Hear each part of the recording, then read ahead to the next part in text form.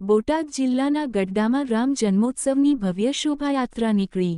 બોટાદ જિલ્લાના ગઢડા શહેરમાં વિશ્વ હિન્દુ પરિષદ દ્વારા છેલ્લા 3 વર્ષથી નિયમિત રીતે રામ જન્મોત્સવની શોભાયાત્રાનું આયોજન કરવામાં આવે છે। ત્યારે આ વર્ષે પણ ભગવાન શ્રીરામને જન્મોત્સવની ઉજવણી ગઢડા શહેરમાં કરવામાં આવી હતી। ગઢડા શહેરના પૌરાણિક અંબાજી મંદિરથી સંતો, મહંતો અને આગેવાન નાગરિકોના હસ્તે જય શ્રી રામના નાદ સાથે શોભાયાત્રાનો પ્રારંભ થયો હતો। આ શોભાયાત્રામાં 20મી વધુ અલગ અલગ કલાત્મક ફ્લોટ આકર્ષણનું કેન્દ્ર બન્યા હતા।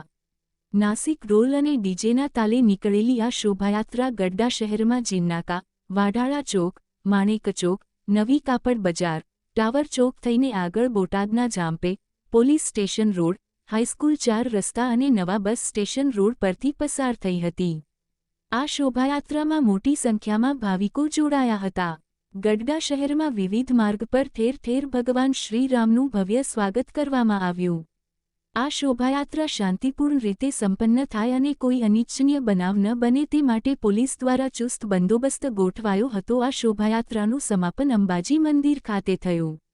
Rajesh Shah, R News, Botad. ગઢપુર ભગવાન સ્વામિનારાયણનું ગામ છે અને છેલ્લા 4 વર્ષથી વિશ્વ હિન્દુ પરિષદ દ્વારા રામ જન્મ મહોત્સવ ઉજવાય છે। એવી જ રીતે આ સાલ પણ ધામધૂમથી ભગવાનની યાત્રા રામ લક્ષ્મણ અને જાનકી યાત્રાનું અહીંયા મગરભાટમાંથી પ્રસ્થાન થયું છે। પૂરા ગામમાં જોરશોરથી અને ઉત્સાહથી આજે આ યાત્રા ભગવાન રામલલ્લાની નીકળી રહી છે। સંતો, મહંતો, હરિભક્તો, રાજકીય આગેવાનો, ગામના આગેવાનો પણ એમાં જોડાણા છે। એટલે આજે ગામમાં ખૂબ જ ઉત્સાહથી આનંદ છે। આજે ભગવાન સ્વામિનારાયણનું જ્યારે ગામ છે ત્યારે આજે હરિજયંતિ પણ છે। હરિજયંતિમાં પણ લોકો દર્શનાર્થે આજે અહીંયા આવ્યા છે। ત્રીજો ત્રિવેણી એ પણ છે। આજે ભારતીય જનતા પાર્ટીનો સ્થાપના દિવસ પણ છે, 6 એપ્રિલ। એટલે આજે રામ જન્મ દિવસ નિમિત્તે ખૂબ ઉત્સાહથી ગઢડામાં મોટી યાત્રા નીકળી છે।